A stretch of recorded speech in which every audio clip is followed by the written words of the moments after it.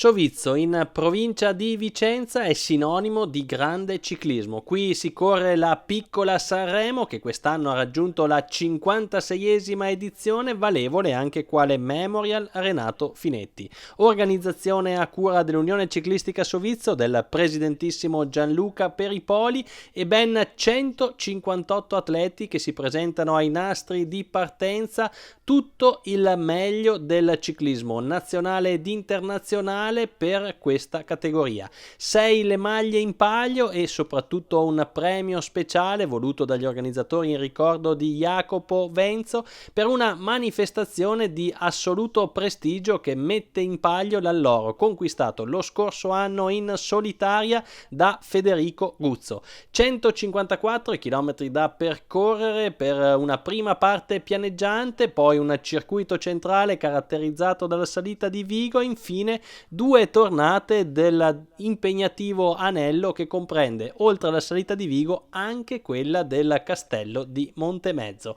Una classicissima, questa riservata agli Elite e Under 23, che può contare su un albo d'oro di grandissimo prestigio e soprattutto su un presente che la pone tra gli eventi di riferimento per la categoria. Merito appunto dello staff organizzatore che in questa giornata ha schierato oltre 100 volontari sul percorso per garantire la sicurezza degli atleti in gara e anche quella dei tifosi al seguito della corsa.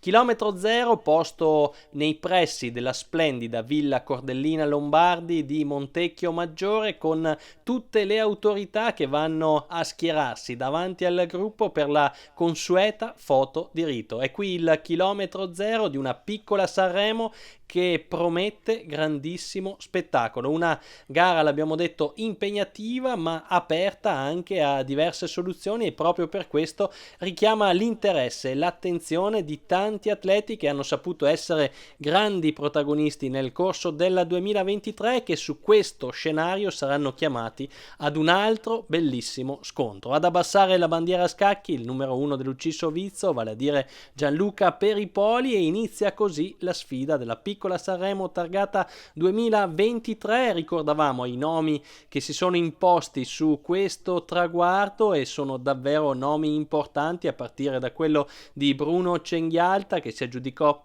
l'edizione estiva del 1980, e poi corridori del calibro di Andrea Tozzo, di Mauro Bettin, di Biagio Conte, Marzio Bruseghin, Ivan Basso e ancora in tempi più recenti Mirko Lorenzetto, Davide Tortella, Sasha Modolo e ancora nel nuovo millennio Cristian Sbaragli, Simone Consonni, Nicola Bagioli e poi lo scorso anno, come detto, Federico Guzzo. Con le nostre immagini siamo già in corsa, perché subito dopo l'abbassamento della bandiera a scacchi a tentare l'allungo sin dalle battute iniziali sono Tommaso Nencini della Opla Petroli Firenze, con lui Hector Molina della Q36.5, quindi Enrico Russo della Rostese. Questo terzetto guadagna subito una trentina di secondi di vantaggio sul gruppo, un vantaggio che il plotone però mantiene sempre sotto controllo. Un attacco importante questo, perché anche nelle tornate pianeggianti si va ad assegnare una delle 6 maglie in palio, vale a dire quella dei traguardi volanti. La maglia gialla griffata Sabi Sport, valida per il 7° Memorial Dino Peripoli, che sarà vinta proprio da Tommaso Nencini della Opla Petroli Firenze. Quando passano i chilometri il gruppo torna a ricompattarsi, anche i fuggitivi tornano nei ranghi del plotone e quindi si va ad affrontare la seconda parte di corsa, quella, come detto, caratterizzata dal circuito di Vigo, che per tanti anni è stata l'unica salita che andava ad incoronare i vincitori, i migliori della Piccola Sanremo, una salita classica conosciuta dagli appassionati vicentini, pedalabile ma che ripetuta più volte si fa sentire sulle gambe del gruppo. È un plotone a ranghi compatti, quello che va a transitare sul Gran Premio della Montagna di Vigo, e anche questo Gran Premio della Montagna assegnava una maglia speciale, vale a dire quella valida per il 7° Memorial Girolamo Trevisan, griffata dalla GT Trevisan Macchine Utensili e di colore rosso. Premi speciali messi in palio dagli organizzatori proprio per animare ulteriormente una gara già molto ambita. Con le nostre immagini siamo al passaggio al cartello dei 3 giri al termine, con una situazione in continua evoluzione. Infatti in testa alla corsa si forma un drappello di 21 unità, 21 protagonisti della 56esima Piccola Sanremo che riescono a fare la differenza. Gli ultimi 2 ad aggiungersi al gruppo di testa arrivano proprio quando si torna a salire sulle rampe del Vigo. Ebbene, questi 21 atleti riescono a fare la differenza, a distanziare il resto della corsa, che ormai viaggia già con oltre 1 minuto e mezzo di ritardo. Insomma, la lotta per il successo finale inizia a restringersi quando siamo già negli ultimi 35 km di corsa, con i migliori, i più attesi della vigilia, che si portano nelle primissime posizioni. E quando la strada si fa impegnativa, ad allungare è una maglia arancione del team Named Sport, il dorsale 60, vale a dire l'atleta danese Mathias Nordahl, che va a transitare per primo sul Gran Premio della Montagna di Vigo, ma subito dopo sulla sua ruota si riportano Florian Camiamini della Kolpak Ballan e Manuel Oioli della Q36.5. Si forma così in testa alla corsa un terzetto importante quando siamo in una fase decisiva della Piccola Sanremo numero 56. Si transita infatti nuovamente sul rettifilo d'arrivo, il cartello esposto indica 2 giri al termine, mancano esattamente le 2 tornate con la difficile salita del Castello di Montemezzo. Per i 3 battistrada ci sono 15 secondi di vantaggio appena sui più immediati inseguitori, che erano coloro che componevano il drappello delle 21 unità, mentre il resto della corsa è segnalato ad oltre 2 minuti. Inizia la salita del Castello di Montemezzo, a dettare il ritmo è Florian Caiamini della Kolpak Ballan, ma di lì a poco sulle ruote dei 3 battistrada rientrano anche altri corridori e quindi si mischiano nuovamente le carte,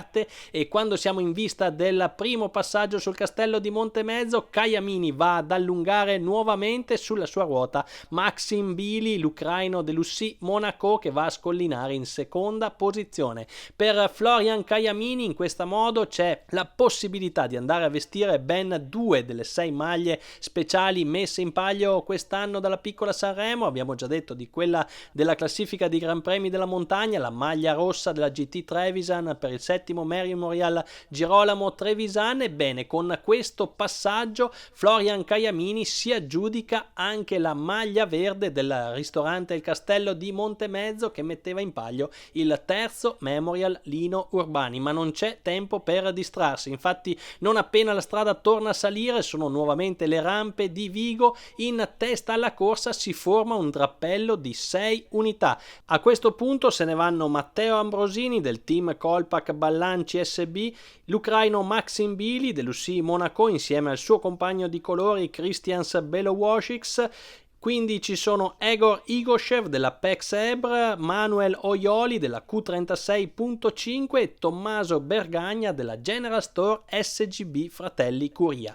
Questi 6 atleti passano al suono della campana con 40 secondi di vantaggio sui più immediati inseguitori. Una bellissima azione quella di questi 6 atleti che sono riusciti a fare la differenza sulle rampe di Vigo e che adesso si apprestano ad affrontare per l'ultima volta la scalata al Castello di Montemezzo. Poi mancherà ancora l'ultimo passaggio su Vigo e quindi ci si butterà giù a capofitto verso il traguardo. Non appena la strada inizia a salire, ad allungare con decisione l'ucraino Maxim Bili, davvero brillante sulle strade della Piccola Sanremo, l'atleta dell'UCI Monaco. Sulla sua ruota però rientra come un falco Matteo Ambrosini, atleta della Kolpak Ballan CSB vicentino Doc di Asiago, fresco vincitore del Gran Premio di Capodarco, va a scollinare in seconda posizione alle spalle di Bili con appena 12 secondi di vantaggio sugli altri 4 ex componenti del drappello di testa. Ambrosini e Bili si lanciano in discesa, ma quando ci apprestiamo ad affrontare la salita di Vigo, il sestetto torna a ricompattarsi e a mettere tutti d'accordo è Egor Igoshev, portacolori della formazione spagnola PEX Ebre, e quindi si inizia così ad affrontare l'ultima salita con una situazione ancora apertissima, ed è nuovamente Maxim Bili, l'ucraino, ad attaccare, ad accelerare, a tentare di fare la differenza. Sulla sua ruota si riportano Matteo Ambrosini ed Egor Igoshev, e sono questi gli atleti che vanno a scollinare con un vantaggio minimo sull'ultimo Gran Premio della montagna. Gli ultimi 5 chilometri dunque vedono gli altri inseguitori ritornare sulle ruote dei 3 battistrada. Ci si presenta quindi con questo sestetto al triangolo rosso dell'ultimo chilometro, e solo una volata a ranghi ristretti potrà decidere il nome del trionfatore della piccola Sanremo Memorial Renato Finetti targata 2023. Matteo Ambrosini mantiene la prima posizione quando siamo ormai all'ultima curva. Vedete il sestetto spuntare là in fondo sulla lunghissima retta d'arrivo di Sovizio, ed è proprio Matteo Ambrosini a lanciare lunghissimo il proprio sprint, ma attenzione perché lungo le transenne a risalire con decisione è il lettone Christian Belowosics dell'UCI Monaco, che riesce ad aggiudicarsi lo sprint davanti a Manuel Oioli della Q36.5 e ad Egor Igoshev della Bex Ebre. Quarta piazza per Tommaso Bergagna della General Store, quindi seguono Matteo Ambrosini e Maxim Bili. La volata degli inseguitori viene vinta invece da Alessandro Romele, anche lui della Colpac Ballan, che precede Ox Dan della Maltinti, Florian Caiamini e Raffaele Mosca. Si completa così la top 10 della piccola Sanremo targata 2023.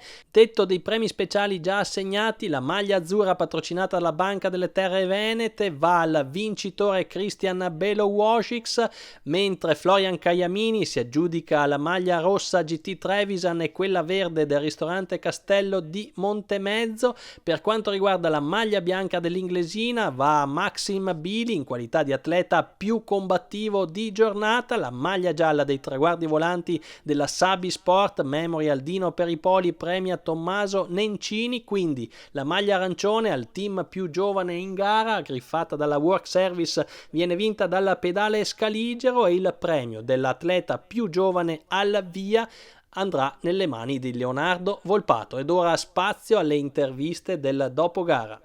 The winner of Piccola Sanremo, today is a beautiful day for you. Yeah, today is a very beautiful day. My first Italian win. Questa è la mia prima vittoria in Italia, il sole splende, il posto è bellissimo e quindi è davvero una bellissima giornata per me. Al vincitore di Sovizio abbiamo chiesto anche come è stato il finale di corsa, ci ha risposto il mio compagno di squadra che va bene in salita, ha attaccato più volte, questo ha reso tutto più difficile, ma sono riuscito a riprendere le ruote nel finale e avevo un solo obiettivo, quello di tagliare per primo la linea del traguardo, e sono riuscito a farcela. So it's a beautiful day and a win. Manuel Oioli, questa vittoria non vuole arrivare, ma se non altro oggi sei primo degli italiani sul traguardo della Piccola Sanremo. Sì, una magra consolazione. No, ne abbiamo parlato anche prima della gara, sono stato tante volte piazzato e manca la vittoria. Però sinceramente non ho molto da recriminarmi oggi, il ragazzo che ha vinto è stato più veloce di me. Io ho corso all'attacco perché appunto, come avevo detto, gara di fine stagione bisogna rischiare. Sono andato in fuga già a 40 dall'arrivo con Caiamini e un altro ragazzo, poi ci hanno ripreso e sono riandato in fuga dopo. Infatti ero molto stanco alla fine, ero abbastanza in difficoltà.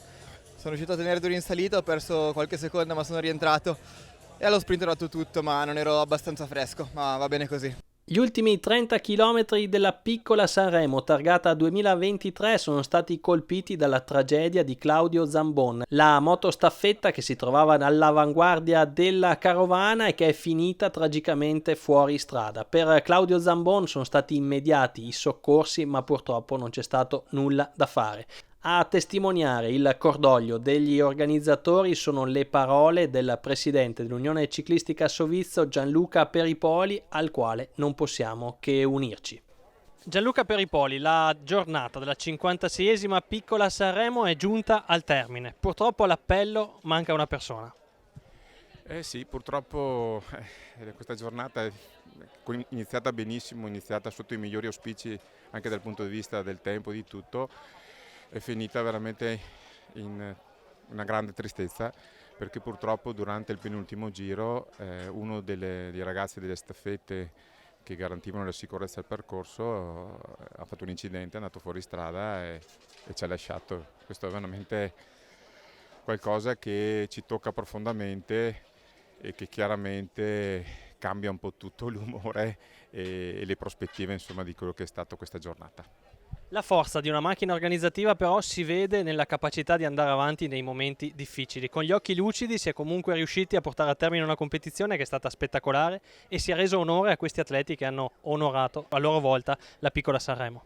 Sì, appena io sono stato raggiunto dalla notizia, che perché appunto poi la morte è stata immediata sul colpo, col direttore di gara ci siamo confrontati anche con i miei ragazzi su cosa fare e abbiamo deciso chiaramente di andare avanti, di chiudere la gara come doveva essere, anche perché appunto era doveroso onorare il lavoro fatto da tutti i volontari, tutti i ragazzi di Luciso Visto che ringrazio, non finirò mai di ringraziare per lo spettacolo grandioso che hanno offerto questi ragazzi in bici che oggi veramente hanno fatto un garone, e quindi abbiamo deciso di andare avanti pur col magone e con la tristezza nel cuore. Era doveroso e soprattutto penso anche in memoria sua era necessario finire e poi ricordarlo come abbiamo fatto. È stata una premiazione senza musica, senza festa, ma comunque ha dato il giusto ringraziamento agli sponsor, alle ditte e alle amministrazioni che sono al fianco di questa manifestazione. Sì, io non posso che ringraziare sempre loro perché se questa Piccola Sanremo può andare avanti, è andata avanti tanti anni e spero potrà andare avanti ancora tanti anni, e grazie proprio a loro, ai loro contributi, alla loro passione, alla loro vicinanza, alla vicinanza dei quasi 90 sponsor, alla vicinanza delle amministrazioni comunali, con in testa l'amministrazione comunale di Sovizzo con il sindaco Paolo Garbì, la regione, la provincia, ma tutti e soprattutto i miei ragazzi di Luci Sovizzo.